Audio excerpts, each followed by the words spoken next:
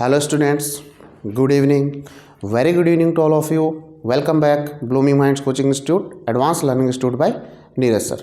Okay, तो my dear friends, last class में हमने फिजिक्स खत्म कर लिया था, इलेक्ट्रिसिटी अब कंप्लीट हो गया था हमारा चैप्टर. ठीक है, तो वो चैप्टर को एक बार अच्छे से देख लेना. आई होप आप लोगों को समझ आएंगी चीज़ें आपके. बिल्कुल जो आपका लेटेस्ट सिलेबस है सीबीएसई का टर्म 2, उसके अकॉर्डिंग उसमें चीज़ें मैंने की हुई हैं एज पर और क्रैश कोर्स. ठीक है, पूरा डिटेल में नहीं है, जितना आपको रिक्वायर्ड है आपको चीज़ें समझ आ जाएंगी. उसके अकॉर्डिंग उसमें सारे टॉपिक्स कवर हैं. कुछ उनके अकॉर्डिंग जो मैंने उसमें आप लोगों को कंसेप्ट दिए हुए हैं उनके अकॉर्डिंग क्वेश्चन जरूर ट्राई कीजिए, न्यूमेरिकल्स वगैरह. ठीक है, और ट्राई करना कि आपके बुक्स के एनसीईआरटी के सारे क्वेश्चन ऑलमोस्ट कवर हो जाए अगर वीडियो अच्छे से देखोगे तो. और आज हम शुरू करने वाले हैं केमिस्ट्री का. देखिए केमिस्ट्री में क्या करने वाले हैं आज हम. यूनिट 1 से आपके 2 चैप्टर आ रहे हैं केमिस्ट्री में, चैप्टर 4 एंड चैप्टर 5. आज हम डिस्कस करेंगे चैप्टर 4 को. ठीक है, बहुत इंपॉर्टेंट टॉपिक है आपका ये, कार्बन एंड इट्स कंपाउंड. इसमें क्या क्या आएगा, carbon compounds, covalent bonding in carbon nature. ठीक है, कोवलेंट बॉन्डिंग की बात करेंगे, वर्सेटाइल नेचर ऑफ कार्बन और होमोलोगस सीरीज. तो इतनी चीज़ें हैं, 3 पॉइंट्स हैं. लेकिन इन पॉइंट्स को समझाने के लिए मैं कुछ चीज़ें आपको बताऊंगा, उन चीज़ों को ध्यान से सुनना और समझना भी. नेक्स्ट चैप्टर है chapter 5, periodic classification of elements. इसके बारे में, इसके टॉपिक क्या क्या हैं उसके बारे में नेक्स्ट जब ये चैप्टर कंप्लीट हो जाएगा तब बात करेंगे. अभी हम बात करने वाले हैं कार्बन्स के बारे में. चलिए कार्बन के बारे में मैं कुछ चीज़ें बता दूं इसके बारे में, क्योंकि इसको स्टार्ट कर रहे हैं. हो सकता है आप लोगों को पहले से भी पता हो. तो देखिए भाई, इसको मैं रब कर देता हूँ, सीधे शुरू करेंगे हम इसको. कोवलेंट बॉन्डिंग से पहले मैं कुछ चीज़ें बताऊँगा, उनको ध्यान से देखिएगा. ठीक है, अच्छा कार्बन के बारे में आप लोग जानते होंगे, क्या है कार्बन? कोई आइडिया कार्बन के बारे में किसी को भी कि ये होता है कार्बन, या ऐसे बताएंगे? तो सबसे पहले तो भाई हम इसको पढ़ क्यों रहे हैं आखिर, ऐसी क्या बात है कार्बन की, इतना इंपॉर्टेंस किस चीज़ की है कि हम कार्बन को पढ़ रहे हैं? तो सबसे पहले तो याद रखिए कार्बन क्या है, एक एलिमेंट है. ठीक, सबसे पहले कार्बन इज एन एलिमेंट. मैं यहाँ लिख दे रहा हूँ, देखो कार्बन क्या है, एक एलिमेंट है. ठीक है, चीज़ें समझना है, सारे पॉइंट्स देखिए. एक एलिमेंट है. अब ये मेटल है कि नॉन मेटल है? कार्बन क्या होगा बता सकता है कोई? एलिमेंट है, ये होता है हमारा नॉन मेटल. ठीक, कार्बन एक नॉन मेटल है. सिंबल हो गया इसका C. एटॉमिक नंबर की बात करो तो एटॉमिक नंबर हो गया इसका 6 एटॉमिक नंबर. ठीक है, इतनी चीज़ें तो ये हो गई. अब हमारे एटमॉस्फेयर में, या अगर हम बात करें, carbon present in our atmospheric, in our crust of the earth and atmosphere, the amount of carbon present is very low. मतलब जो हमारे अर्थ का क्रस्ट है या हमारे एटमॉस्फेयर में, उस पर इसका परसेंटेज बहुत कम है. अगर बात करें हमारे अर्थ के क्रस्ट में, क्रस्ट और एटमॉस्फेयर दोनों की मैं बात कर ले रहा हूँ पहले. ठीक है, हमारे अर्थ के क्रस्ट में ये होता है आपका 0.02%. देखो कितना कम है, 1 भी नहीं है, 0.1 भी नहीं है, 0.02. और एटमॉस्फेयर में होता है 0.03%. ठीक, अच्छा क्रस्ट में किस फॉर्म में रहता है? क्रस्ट में होता है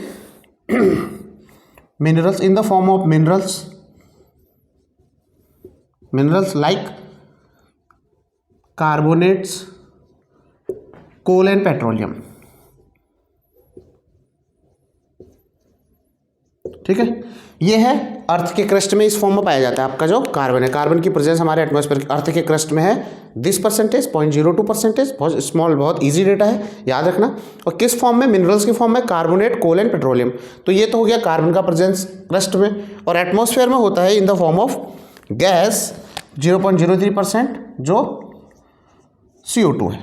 क्लियर, ये चीज़ आपको पहले से भी पता होंगी. एटमॉस्फेयर में नाइट्रोजन, ऑक्सीजन और CO2, अदर गैसेस में CO2 इतना परसेंट रहता है इन the form of CO2 gas. अच्छा इसका नाम कार्बन, इसका नाम कार्बन कहाँ से है, थोड़ा सा इसकी भी बात कर लेते हैं. देखो कार्बन का मतलब क्या है. कार्बन का मतलब होता है ये क्योंकि हमारे मोस्टली जितने भी केमिस्ट्री में एलिमेंट्स हैं वो लैटिन वर्ड, ग्रीक वर्ड से लिए गए हैं. तो ये लैटिन वर्ड कार्बो से लिया गया है. कार्बो का मीनिंग होता है, अगर हम यहाँ पर हिंदी में बात करें, इंग्लिश में बात करें, इसका मीनिंग होता है, कार्बो का मीनिंग कोल. ठीक है, और ऐसा क्यों? क्योंकि जो कोल है उसमें मोस्टली या मैक्सिमम अमाउंट जो रहता है कार्बन का रहता है, इसीलिए कोल से डेराइव किया गया कार्बो, कार्बो से ले लिया कार्बन। तो ये तो हो गया थोड़ा बहुत कार्बन के बारे में। अच्छा, अब कार्बन की इतनी कम अमाउंट में परसेंटेज है, उसके बाद भी हम केमिस्ट्री में इसका एक चैप्टर पढ़ रहे हैं पूरा आगे जाके तो पूरी यूनिटी हो जाती है। तो ऐसा क्यों, ऐसे क्या इंपॉर्टेंस है इसकी कि हम इसको इतना पढ़ रहे हैं, इतनी इंपॉर्टेंस दे रहे हैं? देखिए, हम लोग कार्बन को इतना क्यों इंपॉर्टेंस दे रहे हैं इसके बारे में थोड़ा सा बताता हूँ मैं। अभी हमने देखा इतना कम अमाउंट में है, इतनी चीज़ें हैं, इसके बाद कुछ तो रीज़न रहा होगा ना कि कार्बन को इतनी इंपॉर्टेंस दी जा रही है, इसको हम पूरा चैप्टर बना दिया। तो इसके लिए एक चीज़ याद रखना, इसको इतना इंपॉर्टेंस क्यों दिया है। All the living things, plants and animal made up of carbon based compound, ठीक है। ये चीज़ याद रखना, जितने भी एनिमल्स हैं, ह्यूमन बींग्स हैं, प्लांट्स हैं, ये सब कार्बन बेस्ड कंपाउंड से मिलकर बने हैं, इसीलिए हम इनको क्या बोलते हैं, ऑर्गेनिक कंपाउंड। तो एक चीज़ आज ये ज़रूर याद रखना, किसने पूछा भाई ऑर्गेनिक कंपाउंड क्या है? ऑर्गेनिक कंपाउंड आगे जाके ऑर्गेनिक केमिस्ट्री आप अलग ही पढ़ोगे। तो ऑर्गेनिक से ही पता लग रहा है ऑर्गन्स, और ऑर्गन किस में होंगे, लिविंग थिंग्स में होंगे। तो जितने भी लिविंग प्लांट्स हैं, लिविंग एनिमल्स हैं या ह्यूमंस बीइंग, सब में ये सब कार्बन बेस्ड कंपाउंड से मिलकर बने हुए हैं, ठीक है। इसीलिए इनको क्या बोलते हैं, ऑर्गेनिक कंपाउंड, जितने भी हैं कार्बन बेस्ड कंपाउंड। अच्छा, चीज़ समझ में आ गई? तो कुछ भी हो, जो भी चीज़ बनी हुई है मोस्टली लिविंग थिंग्स से, वो सब ऑर्गेनिक कंपाउंड के अंदर पड़ेंगे हम। तो अब ऑर्गेनिक का मतलब समझ आ जाएगा, और इनऑर्गेनिक मतलब नॉन लिविंग चीज़ हो जाए, मिलकर जो कंपाउंड बनेंगे वो इनऑर्गेनिक हो गए। तो ऑर्गेनिक और इनऑर्गेनिक का कंसेप्ट यहीं से क्लियर हो गया। Organic compound means living things, बस इतना याद रखो। लिविंग में अब आप लोगों को पता है प्लांट भी आते हैं, एनिमल भी आते हैं और ह्यूमंस भी आते हैं, ठीक है।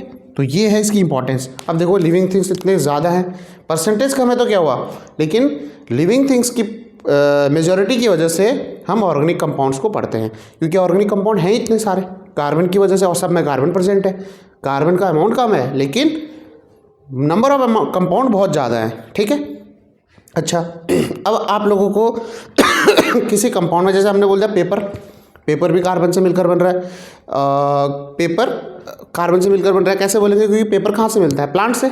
तो कोई भी चीज़, चाहे वो प्लांट से मिल रहा हो, आपको लिविंग होना चाहिए, प्लांट से मिल रहा हो, एनिमल से मिल रहा हो, ह्यूमन से मिल रहा हो, हमें चेक करना है क्या इसमें सच में कार्बन है।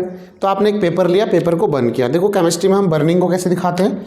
अगर आपसे कोई बोलता है बर्निंग की रिएक्शन लिखो, बर्निंग, ठीक है, बर्निंग की रिएक्शन क्या होती है, अपने को पता है किसी भी चीज़ को बर्न करने के लिए चाहिए ऑक्सीजन।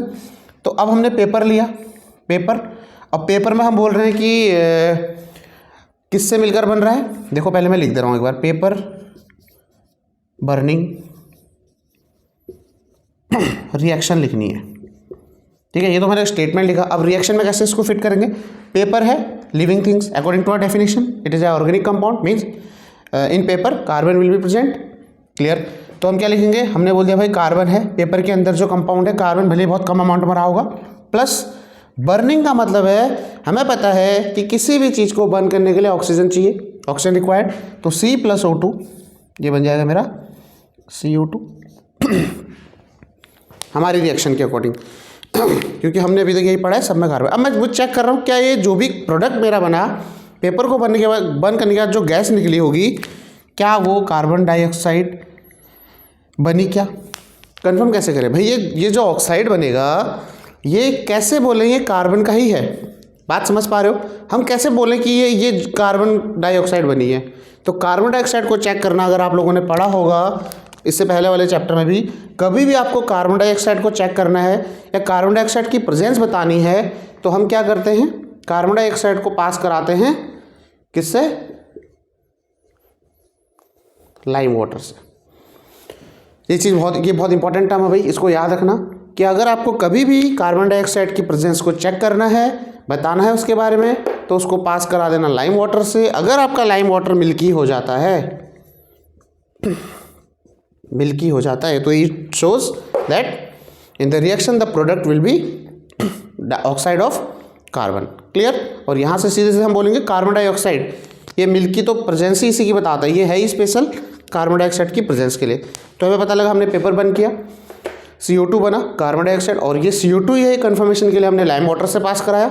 लाइम वाटर से पास कराएंगे तो आपका लाइम वाटर मिल्की हो जाएगा। It shows that the product by burning the paper the product will be carbon dioxide, clear.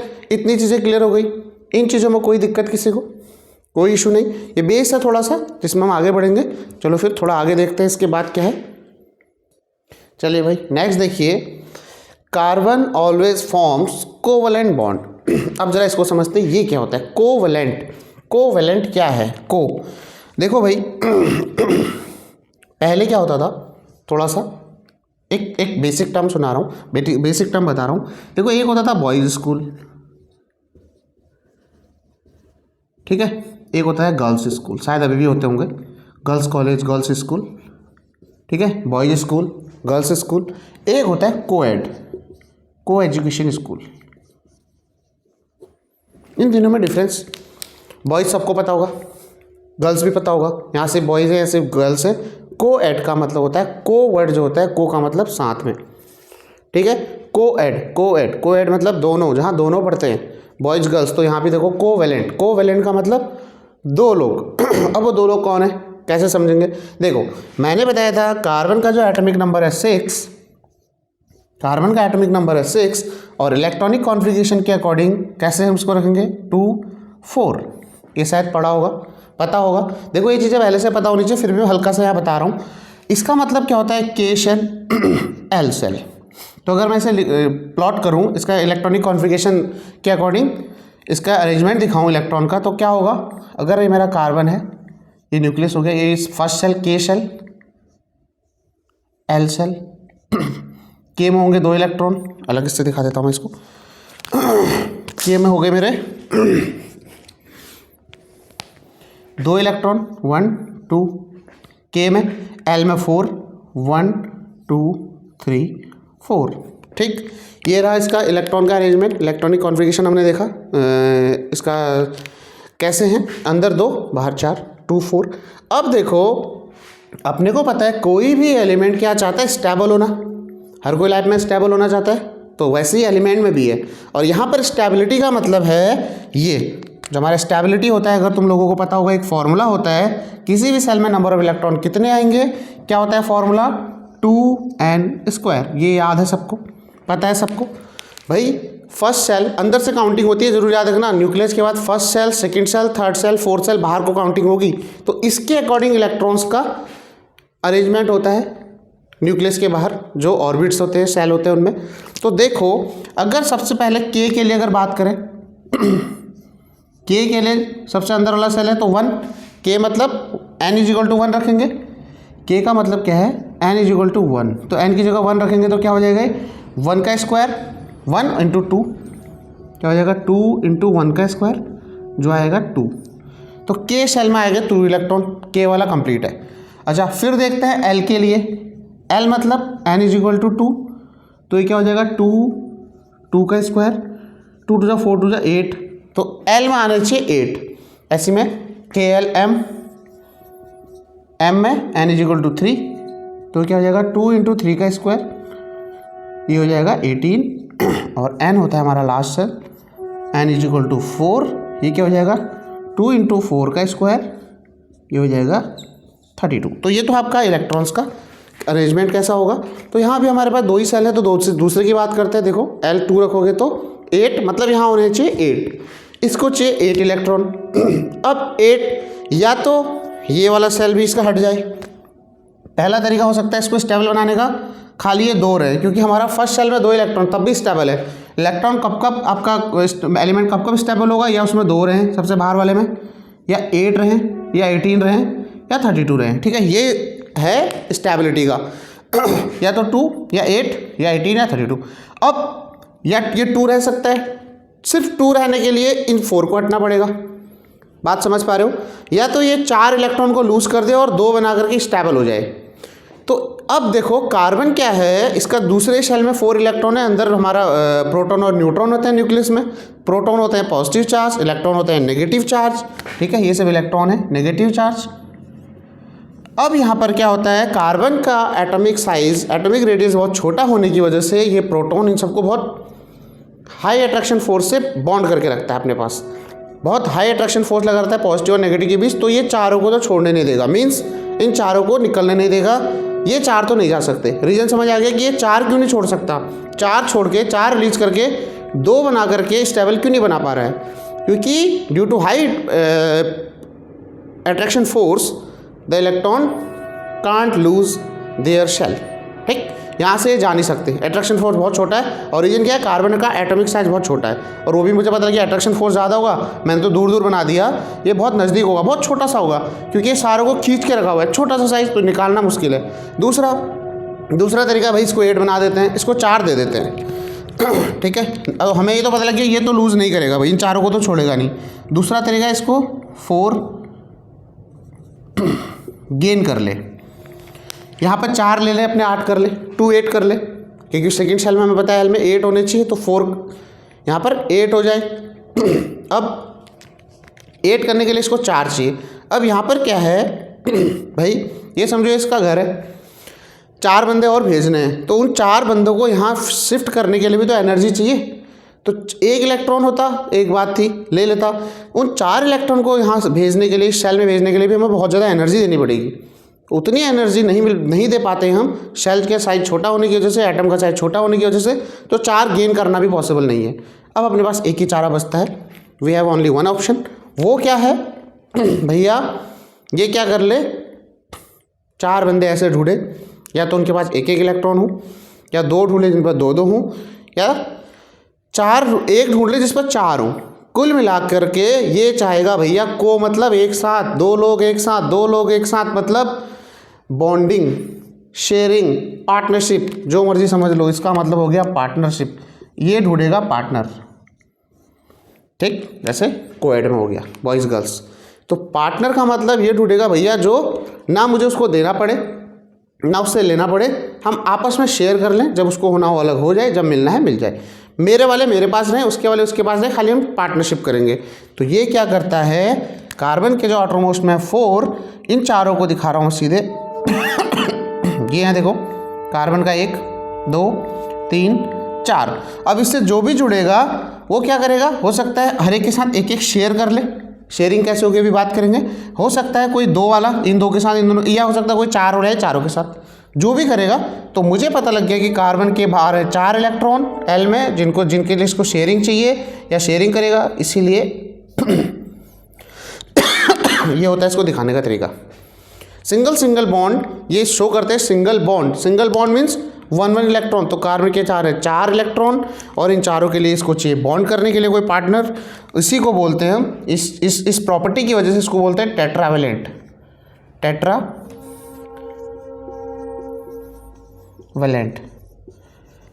तो अगर पूछा जाए कार्बन टेट्रावेलेंट क्यों है, रीज़न क्या है, उसके बाहर 4 इलेक्ट्रॉन है जो उसके साथ पार्टनरशिप करने के लिए, शेयरिंग करने के लिए उससे कोई एलिमेंट चाहिए।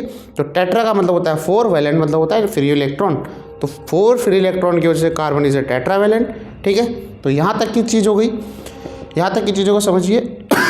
सॉरी, काफ़ी डिटेल में चीज़ें कोशिश की है समझाने की, बाकी हम नेक्स्ट क्लास में कंटिन्यू करेंगे।